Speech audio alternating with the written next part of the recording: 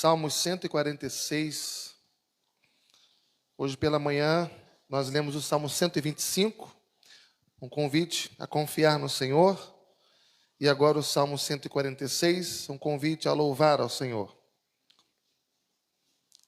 Aleluia! Louva a minha alma ao Senhor. Louvarei ao Senhor durante a minha vida. Cantarei louvores ao meu Deus enquanto eu viver. Não confieis em príncipes, nem nos filhos dos homens, em quem não há salvação. Sai-lhes o espírito, e eles tornam ao pó. Nesse mesmo dia, perecem todos os seus desígnios. Bem-aventurado aquele que tem o Deus de Jacó por seu auxílio, cuja esperança está no Senhor, seu Deus, que fez os céus e a terra, o mar e tudo o que neles há, e mantém para sempre a sua fidelidade. Que faz justiça aos oprimidos, que dá pão aos que têm fome. O Senhor liberta os encarcerados. O Senhor abre os olhos aos cegos. O Senhor levanta os abatidos. O Senhor ama os justos. O Senhor guarda o peregrino, ampara o órfão e a viúva, porém transtorna o caminho dos ímpios. O Senhor reina para sempre. O teu Deus, ó Sião, reina de geração em geração. Aleluia.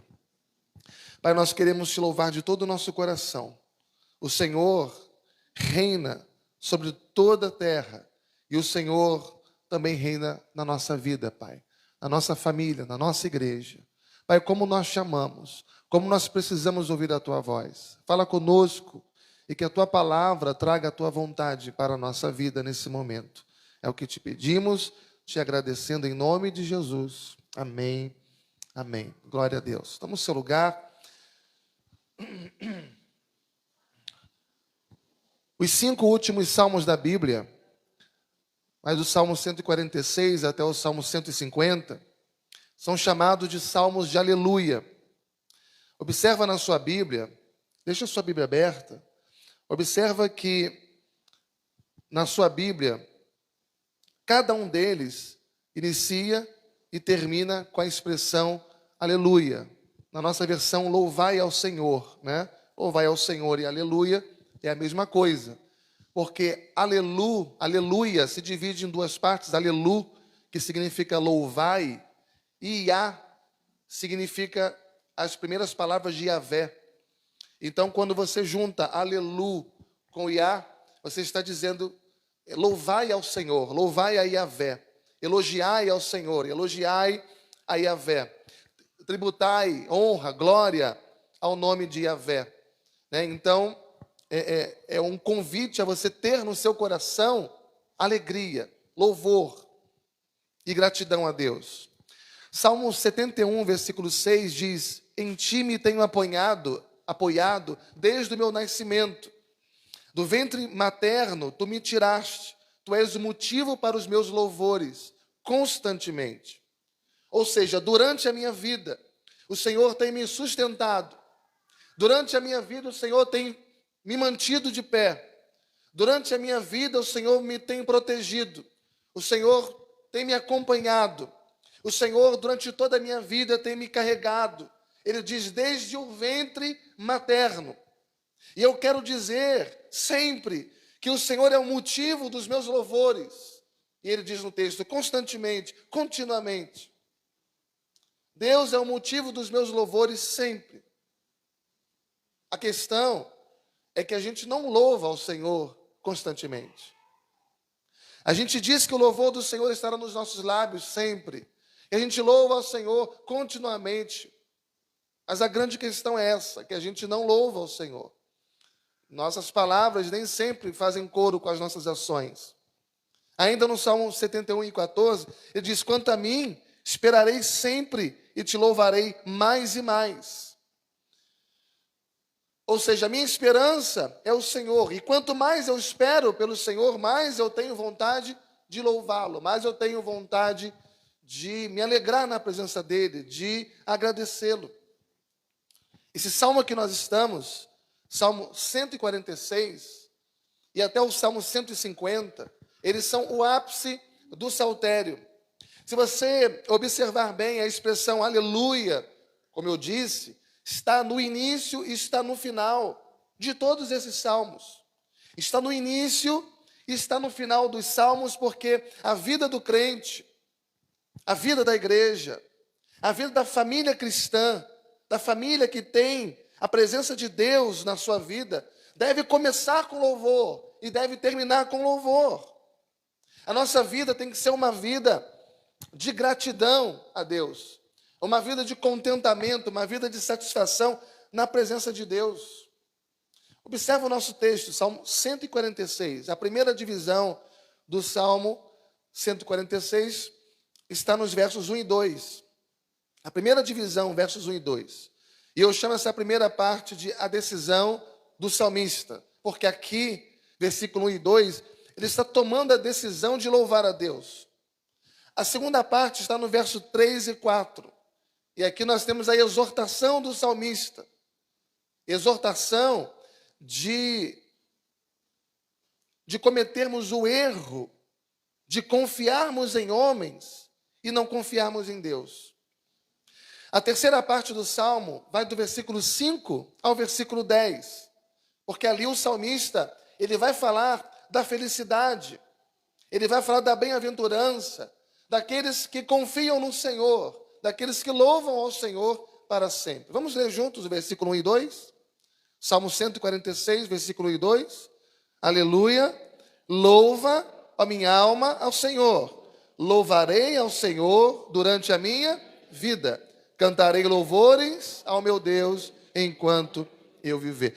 Veja que o salmista está tomando pelo menos duas decisões aqui. A primeira delas, ele diz para a sua própria alma.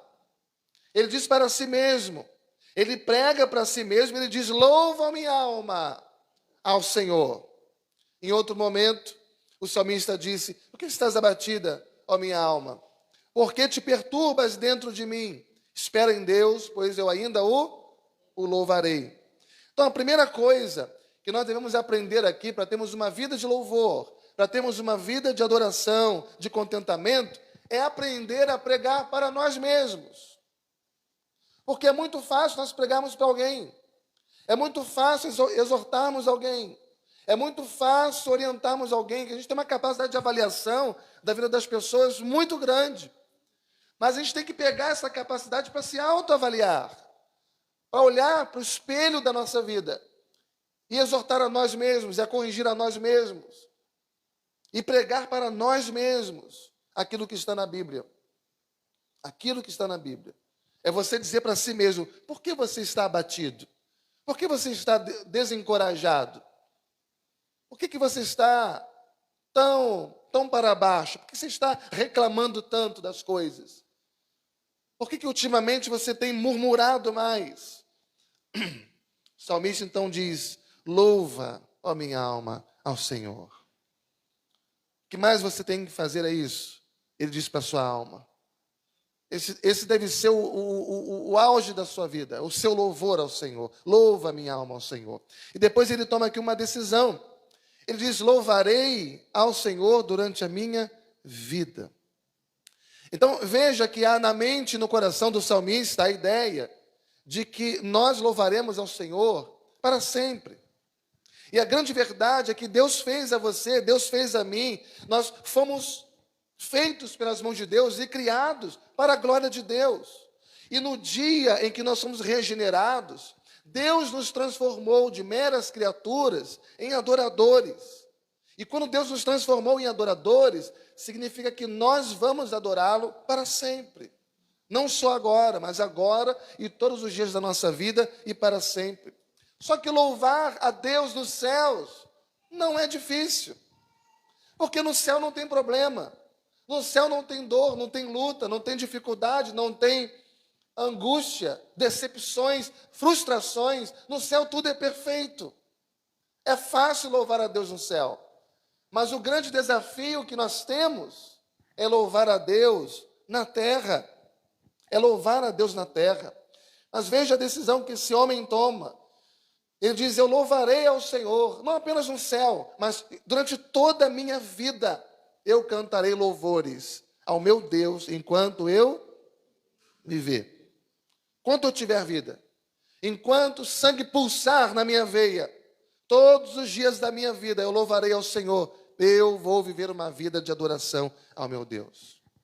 Veja no capítulo 1 de Jó, talvez você diga, pastor, mas é muito fácil louvar ao Senhor, mesmo aqui na terra. É só as coisas irem bem.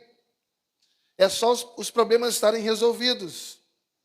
Mas e quando as coisas se complicam? E quando o cerco fecha? Como fica? Jó capítulo 1.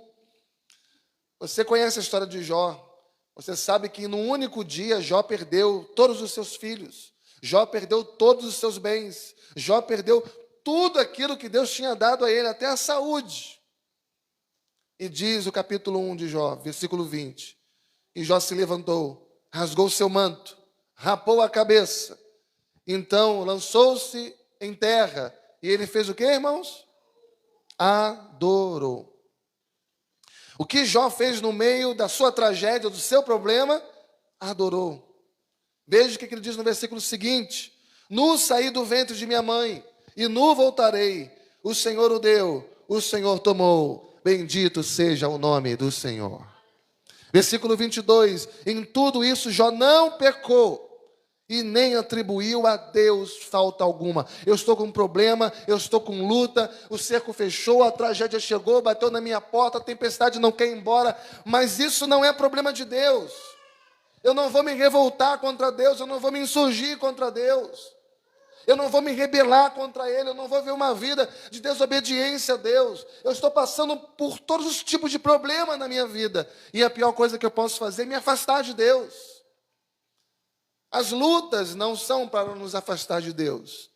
Elas servem para nos aproximar de Deus. Em tudo isso, Jó não pecou e nem atribuiu a Deus falta alguma. Veja o que houve no capítulo 2 de Jó, Jó 2:7.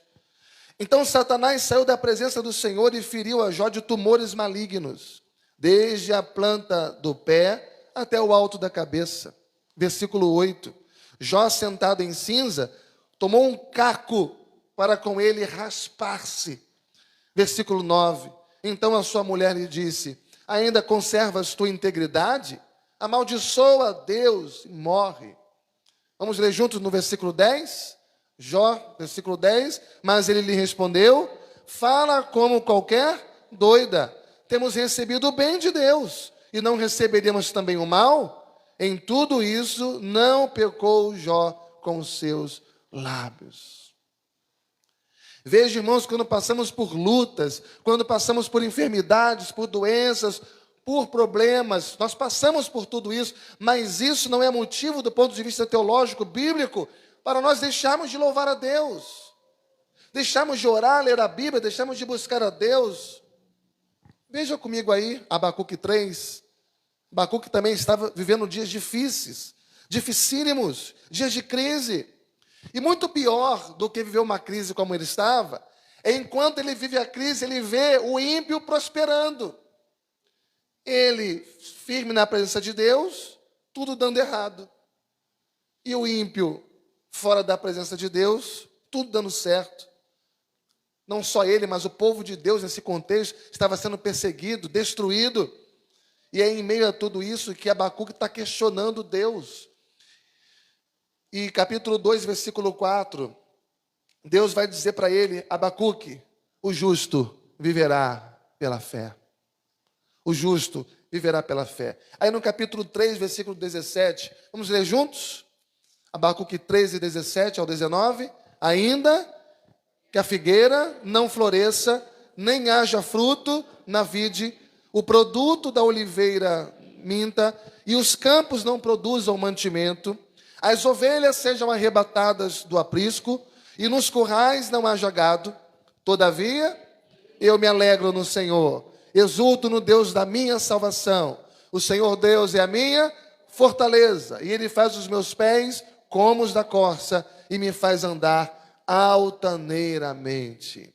Ou seja, quando estivermos enfrentando uma situação difícil, complicada, onde parece que a vontade de Deus não faz sentido para nós, Abacuque ensina aqui que a solução é nós nos alegrarmos no Senhor. A solução não é dar as costas para Deus, mas é continuar louvando ao Senhor.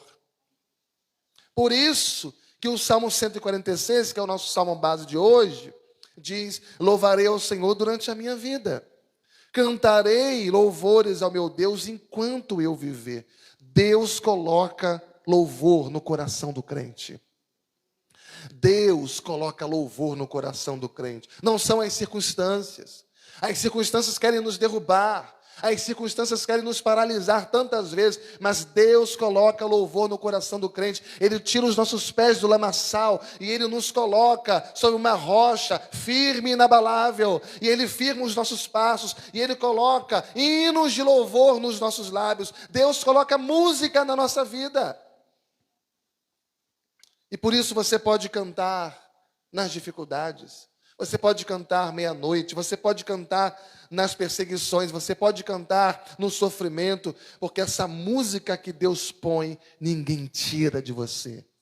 É uma música espiritual, é um louvor ao Deus da nossa vida. Amém, irmãos? Você quer tomar essa decisão hoje, como crente, como família, de louvar a Deus todos os dias da sua vida?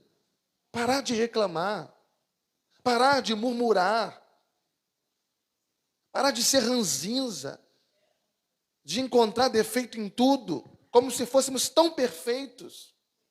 A murmuração não cabe para um cristão.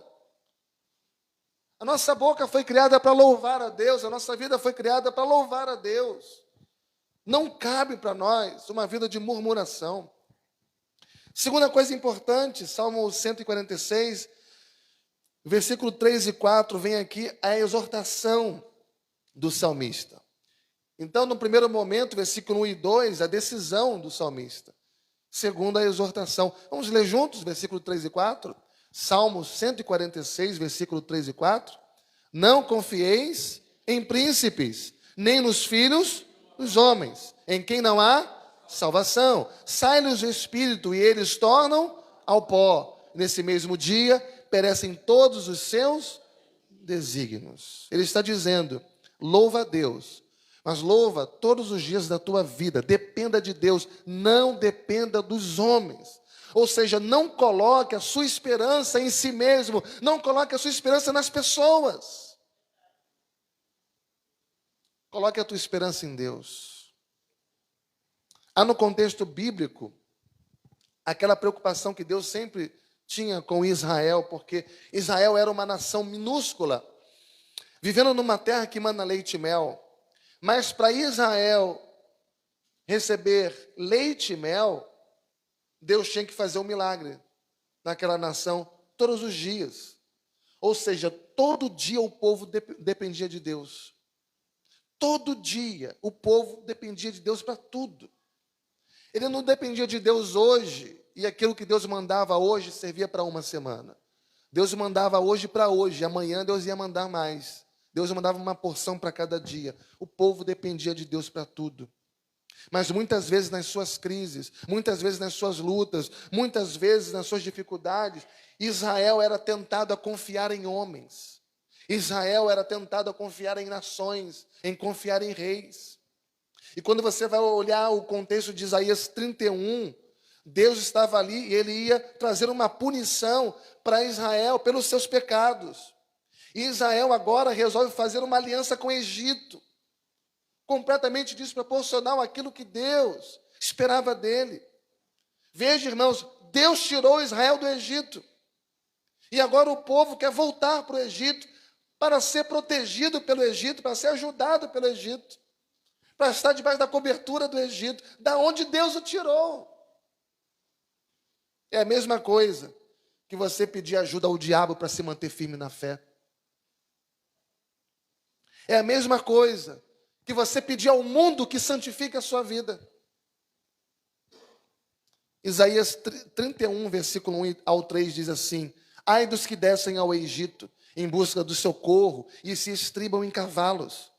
Ai daqueles que confiam em carros porque são muitos e em cavaleiros porque são muito fortes, mas não atentam para o Santo de Israel e nem buscam ao Senhor. Todavia este é sábio e faz vir o mal e não retira suas palavras. Ele se levantará contra a casa dos malfeitores e contra a ajuda dos que praticam a iniquidade. Pois os egípcios são homens, não são deuses. Os seus cavalos são carne, não são espírito. Quando o Senhor estender a mão, cairão por terra, tanto o auxiliador como o ajudado, e ambos juntamente serão consumidos. Veja, irmãos, Deus está dizendo, nós não podemos colocar a nossa esperança, a nossa confiança em pessoas, em dinheiro, em recursos humanos. Nós não podemos, em nenhum momento da nossa vida, tirar os nossos olhos de Deus, porque senão vamos cair. Nós somos um povo que foi chamado para olhar para o nosso Senhor, todos os momentos da nossa vida. No Salmo 146, o autor, ele coloca aqui um argumento existencial. Ele cita Gênesis 13:19, quando ele diz, porque nós somos pó, e ao pó nós voltaremos. E a pergunta que eu faço é, você vai confiar em alguém que é pó? Você vai confiar no homem? Vai confiar em si mesmo? Vai confiar em alguém que é pó? E no dia em que ele voltar para o pó, todos os seus desígnios e projetos defiarão com ele? Mas quando você chega no Salmo 146, no versículo 5, olha o que diz o texto. Bem-aventurado é aquele que tem o Deus de Jacó por seu auxílio, cuja esperança está no Senhor, seu Deus. Que coisa maravilhosa. Versículo 1 e 2, eu vou louvar a Deus todos os dias da minha vida. Versículo 3 e 4, eu não vou pôr a minha confiança nos homens. Por quê? Versículo 5, porque eu sou bem-aventurado, porque eu sou feliz, porque a nossa família é abençoada por ter o Deus como o nosso auxílio. Essa palavra auxílio é a mesma palavra que Deus usou quando fez a mulher como auxiliadora. Algo que lhe fosse idôneo, algo que está ali para completar, algo que está ali para complementar, para não deixar só. Essa mesma palavra auxílio é traduzida no Novo Testamento para a palavra consolador. Vem de um termo grego chamado paráclitos, que significa aquele que está ao lado, aquele que está dentro, aquele que está ali para ajudar, para apoiar. Ele diz no versículo 5, bem-aventurado, abençoado, feliz, próspero, muito feliz, é aquele que tem o Deus de quem? De Jacó. E o Deus de Jacó é o Deus da graça. O Deus de Jacó é o Deus da aliança. O Deus de Jacó é o Deus das promessas. O Deus de Jacó é o Deus do nosso auxílio.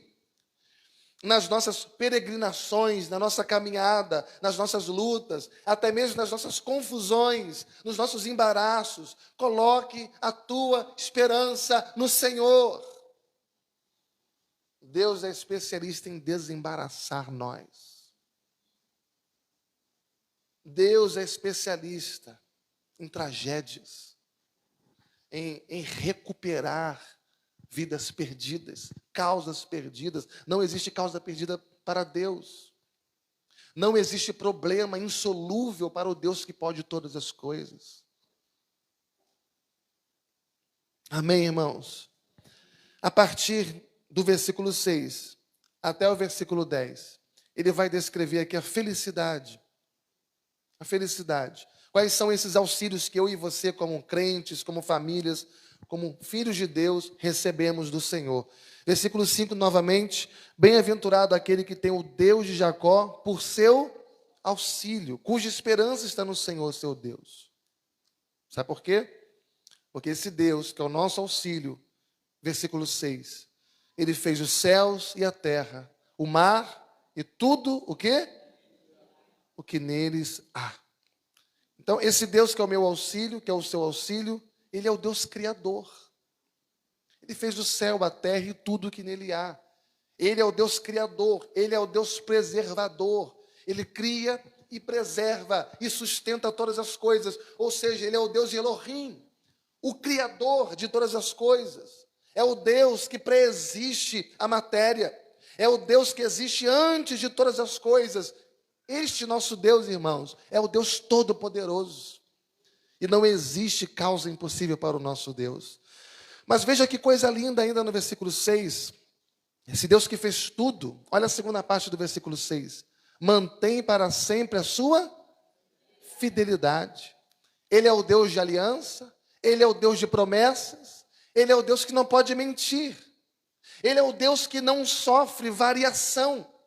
Ou seja, passa tempo, entra tempo, passa um problema, vem outro problema, e parece que a nossa vida é assim, vem como que batendo as ondas do mar, e quando você leva um caixote e tenta se levantar, parece que agora você vai conseguir, vem outra onda e parece que derruba você. Mas Deus, o seu trono não é abalado, Ele continua sendo o mesmo Deus da sua vida. Ele é o mesmo, o Deus que te ama, o Deus que te escolheu, que te separou, o Deus que te salvou. E esse Deus, Ele está com você todos os dias da sua vida. Ele não muda, Ele é o mesmo sempre. E aqui Ele vai colocar outras coisas que são maravilhosas. Acompanhe o texto, versículo 7. Ele é o Senhor que faz justiça aos oprimidos, e Ele dá pão aos que têm fome. E eu quero nesse momento chamar a sua atenção para o que nós chamamos de exegese do texto. Porque o texto usa aqui todos os verbos no presente. Ou seja, não é apenas fez ou fará, mas Ele é aquele que faz. Não é apenas deu ou dará, mas é aquele que dá. E se a gente fosse traduzir, seria o que a gramática chama de presente contínuo. Ou seja, Ele fez, Ele faz e Ele continuará fazendo.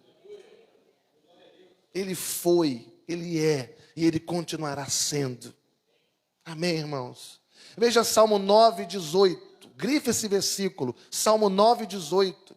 De vez em quando na sua vida, você será despertado pelo Salmo 9:18.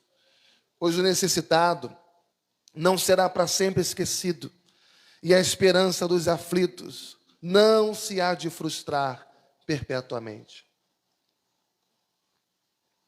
Pois o necessitado não será para sempre esquecido, e a esperança dos aflitos não se há de frustrar perpetuamente.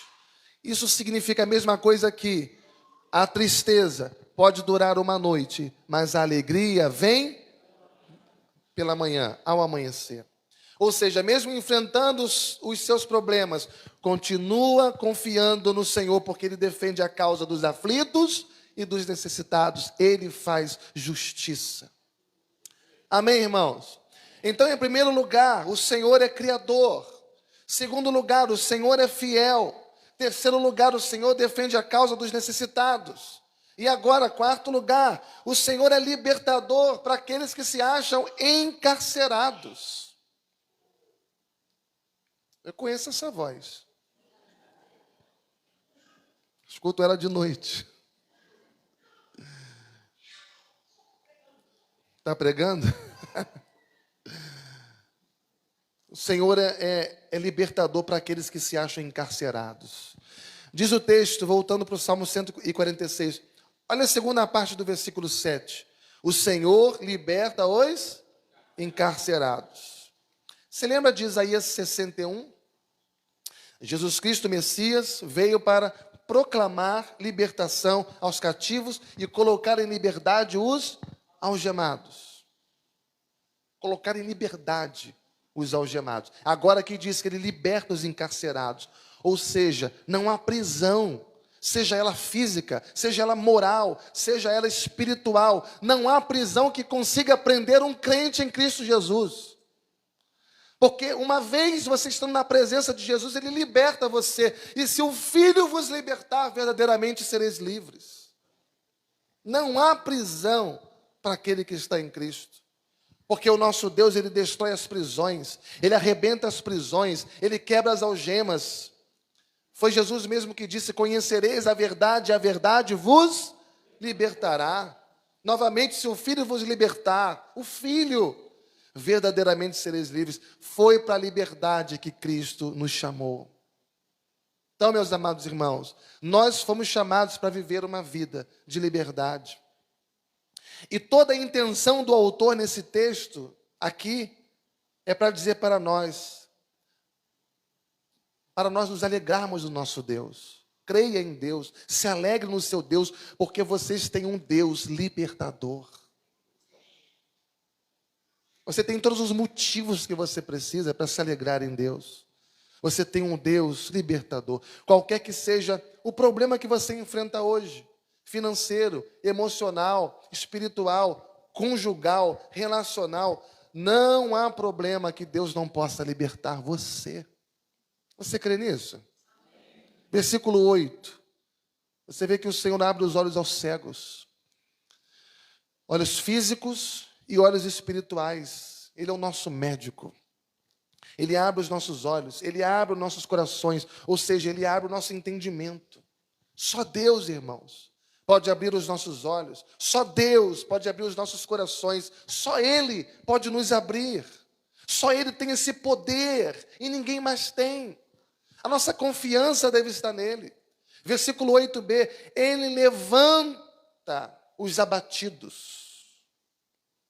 Quando Deus opera na nossa vida, é para levantar as pessoas. Não é para derrubar ninguém. Ele levanta os abatidos. Aqueles que estão desanimados, desmaiados na caminhada da vida e caídos. Aqueles que estão perturbados, aflitos, ansiosos. Aqueles que estão até mesmo pensando em desistir, pensando em abandonar o barco, pensando em mudar a rota da vida, porque já cansou de tantas coisas. Aqueles que estão sem esperança, Deus levanta, Deus restaura. É só colocar a vida na presença do Senhor. Olha ainda no versículo 8, no final, o Senhor ama os justos. O Senhor ama os justos. O Senhor ama quem, irmãos? O Senhor ama quem? Os justos. Mas como que Deus ama os justos se a Bíblia diz que não existe um justo sequer? A Bíblia diz que não existe um justo sequer. E aqui diz que Deus ama o justo. Então quem são esses justos? Aqueles que foram justificados por Cristo Jesus. Aqueles que não eram justos, mas foram tornados justos diante de Deus por meio da justiça que há no sangue de Cristo. Louvado seja Deus. Romanos, ele coloca isso de maneira muito clara. Romanos capítulo 5, versículo 6. Porque Cristo, quando nós ainda éramos fracos, morreu em seu tempo pelos ímpios. Dificilmente alguém morreria por um justo. Pois poderá ser que pelo bom alguém se anime a morrer. Agora veja que coisa linda, irmãos. Mas Deus prova o seu próprio amor para conosco, pelo fato de ter Cristo morrido por nós, sendo nós ainda pecadores. Deus ama o justo, Deus ama aquele que foi justificado, Deus ama o pecador, Deus ama aquele a quem escolheu, Deus ama quem Ele chamou, Deus ama quem Ele justificou, Deus ama aquele a quem Ele está santificando, Deus ama aquele a quem Ele glorificará, Deus ama você, Deus ama o seu povo, Deus nos ama. Mas o Senhor também protege os frágeis. Veja versículo 9. O Senhor guarda o peregrino. O Senhor ampara o órfão e a viúva, porém transtorna o caminho dos ímpios. Olha aí os primeiros verbos que ele vai usar. Guarda e ampara. O Senhor é quem te guarda. Sabia disso, irmãos? Sabia disso? Hoje pela manhã eu disse para o povo, tira o seu cavalinho da chuva, Lula não vai te dar picanha. Tampouco foi Bolsonaro que colocou alimento na sua mesa. Quem sustenta a sua vida é o Senhor Deus. Foi Ele quem colocou comida no teu prato até hoje. Ele tem sustentado você. Você não deve confiar nos governantes desse mundo. Sua confiança tem que estar naquele que governa todas as coisas, que é o Senhor nosso Deus. Os homens são fracos. E é Deus que coloca reis e retira reis, que coloca presidente e se retira presidente. Toda a autoridade é constituída por Deus. A sua vida depende exclusivamente dEle e de mais ninguém. É o Senhor quem está guardando você, quem protege você, quem supre cada necessidade sua. Sabia disso, né? Ele é o guarda de Israel. O texto também diz que Ele é o amparo quando você precisa. E esse verbo amparar aqui é segurar, é sustentar, é prover, é zelar. E Deus faz tudo isso por nós. Esse é o Deus que nós confiamos. Esse é o Deus que nós servimos. Esse é o Deus que nós devemos louvá-lo todos os dias da nossa vida. E é tão interessante, irmãos, esse versículo, porque o peregrino, o estrangeiro, o órfão e a viúva, todos esses adjetivos que se usam aqui, referem-se a pessoas que estão desamparadas pela sociedade. Essas pessoas são consideradas por Deus. Essas pessoas são vistas por Deus, não passam despercebidas. Embora desconsideradas pela sociedade, elas são consideradas por Deus. Embora esquecidas pelas pessoas, elas são lembradas por Deus. Como é que termina esse salmo? Salmo 146. Termina no versículo 10. Olha o que diz o texto. O Senhor reina para sempre. O teu Deus, ó Sião, reina de geração em geração. Aleluia. Presta atenção aqui. O Senhor reina. Ele começa dizendo, o Senhor reina. Ou seja, o Senhor está sentado no trono. E se Ele está sentado no trono do universo, Ele controla todas as coisas. E se Ele controla todas as coisas, Ele controla a minha vida, Ele controla a tua vida, Ele controla a sua família, Ele controla a eternidade. Tudo. Ele reina. Ele é Senhor. E diz o texto que Ele não reina por um momento, mas Ele reina para sempre, eternamente. Ou seja, o seu reinado não terá fim. O seu governo, o seu reino é um reino eterno. Mas o que é bonito no texto é que ele diz que esse Senhor, Ele é o teu Deus. Ele é o teu Deus. Qual é o Deus que você tem? É esse aqui. Qual é o Deus da sua família?